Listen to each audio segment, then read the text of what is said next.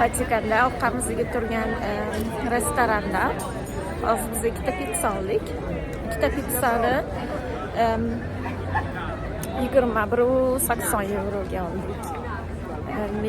Mevali demoqchi ekanman, sabzavotli pitsa, aubergine, zucchini, kabachki bilan baqlajon, bolgarskiy, pomidor, keyin sirlar solingan pitsa edi ikkita. Rimda ham o'zi umuman Italiyada Venetsiyaga borganimizda ham shu narsaga guvoh bo'ldikki, shu narsaga to'qnash keldik.